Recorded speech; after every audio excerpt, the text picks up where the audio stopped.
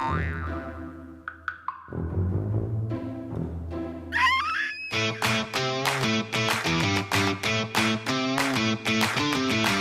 fellow runners, welcome back to my channel, The Runderlaster here, your mindful running coach, and welcome back to The Running Bible, a series for all beginner runners who want to approach running but feel a bit lost and don't know where to start. Today we are talking about how to track your runs and understand your stats without getting overwhelmed.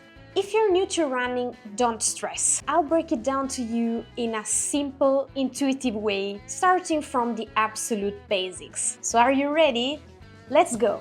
So first, you don't really need any fancy gears. All you need is just your phone and a free running app to track your pace, distance and time. That's it, that's simple. Some great beginner apps include, for example, Strava, but not only, there are plenty of them.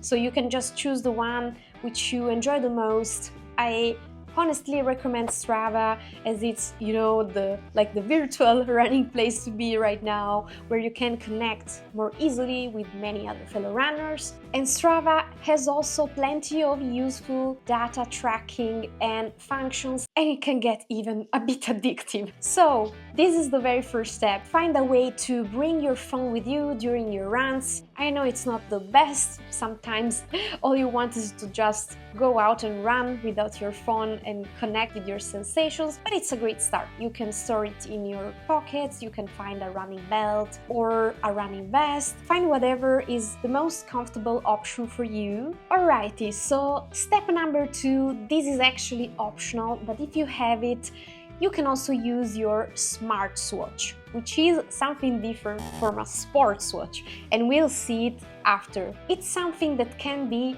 of course, much more practical than bringing always your phone with you, because you can directly connect it to a running app, which I warmly recommend. So, as I mentioned, a smartwatch is something very different from a sports watch. Most smartwatches like an Apple or a Samsung Galaxy are not built specifically for outdoors activity. It means they have a weaker GPS signal, resulting in not so accurate data. But it's still a great start. So now enough with the smartwatch. Once running becomes a serious, consistent habit for you, it's worth it to invest in a sports watch. A sports watch is the most precise tool we have with an accurate GPS to track our runs. I know it can get very confusing when you start looking for your sports watch. There are so many options and budgets. So my advices regarding your first sports watch are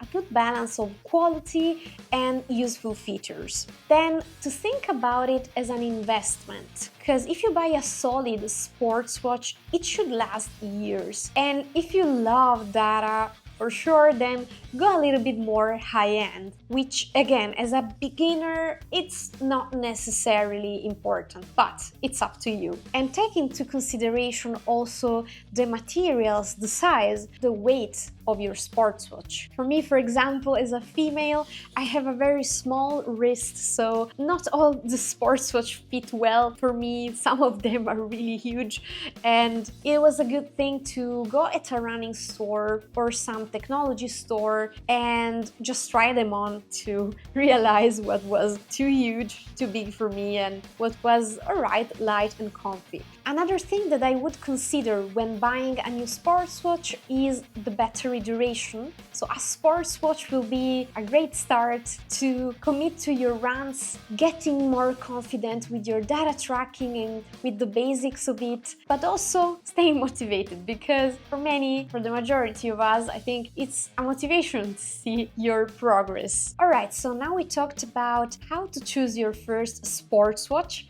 Let's see what are the most important data and stats to take into account if you're a beginner runner.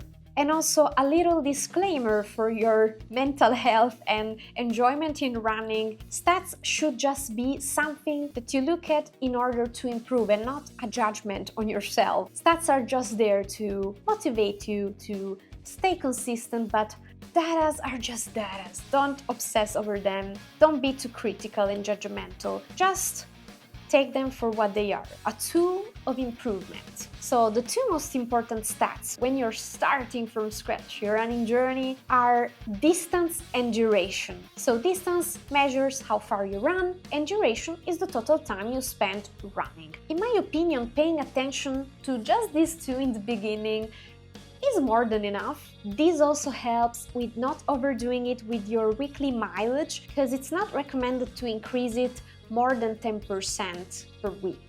So once you feel comfortable with the matrix of time and distance and want to upgrade a little bit more, then the next key metric to look at is pace, the greatest runner's obsession. So pace measures how fast you're running, and it's usually measured in minutes per kilometer or minutes per mile. For example, a clean 6:00 pace means that you cover the distance of 1 kilometer in 6 minutes. So why does pace come immediately after distance and time? Well, because it shows us really fast how much we're progressing over time. It depends on a lot of other aspects like your terrain, your elevation gains, so many things can affect your pace. So be careful when you take pace into consideration. Don't stress too much over this stat, because especially in the beginning, it's quite hard to improve. Give yourself some time, first be consistent and then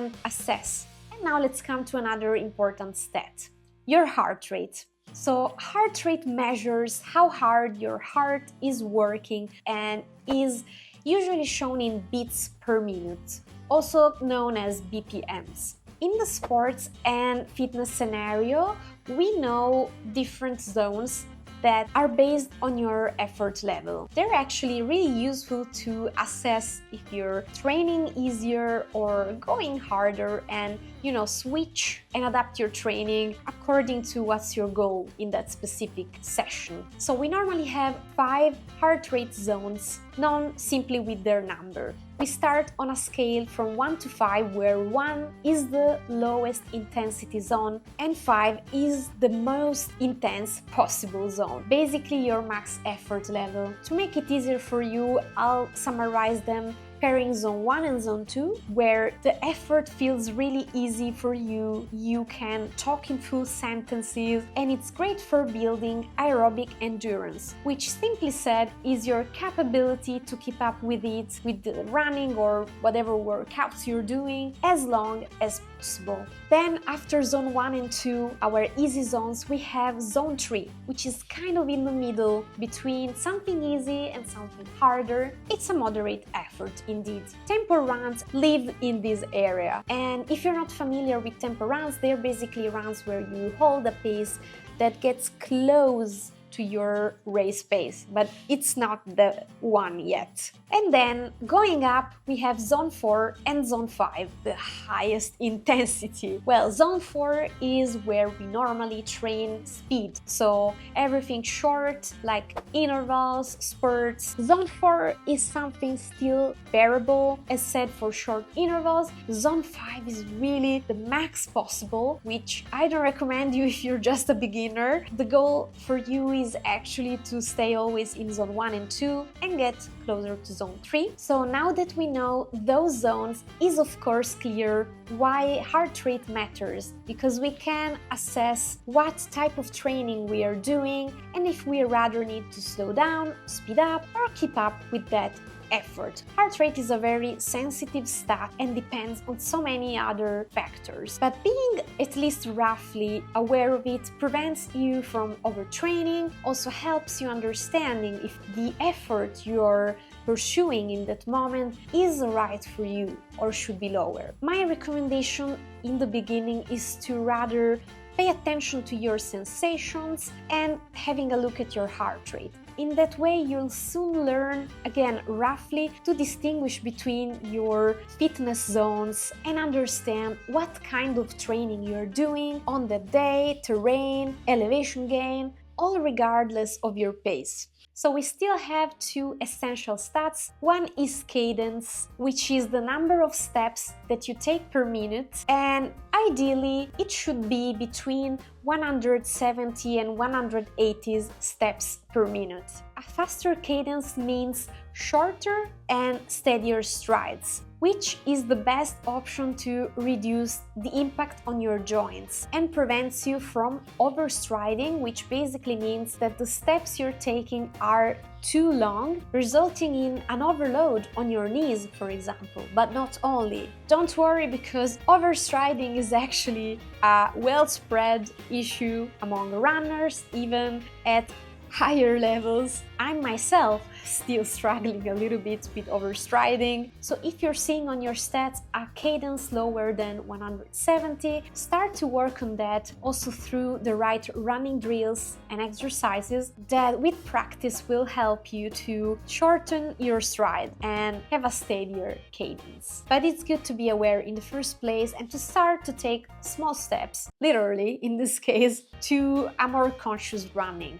And the last step to take into consideration is elevation gain. So as simple as that, it's how many meters you climbed during your run. This is actually essential if you are starting to run on trails, but also road runners can have elevation gain. If you live in a hilly city, elevation gain is actually really good because it builds strength and resilience in your legs. As they say, hills pay the bills. But more practically now, being aware of the elevation gain can help us assess a run better. For example, if you are aiming at a certain pace during that run, take into consideration if you're encountering some hills that it's not gonna be possible to stick to that specific pace. So fellow runners, these were the stats and data which are, in my opinion, the most important ones when it comes to your progress in running. That's already a lot, right? So let me know what you think about this video. If you need some more inputs, just write it down in the comments and I'll be seeing you in the next video. Feel your run!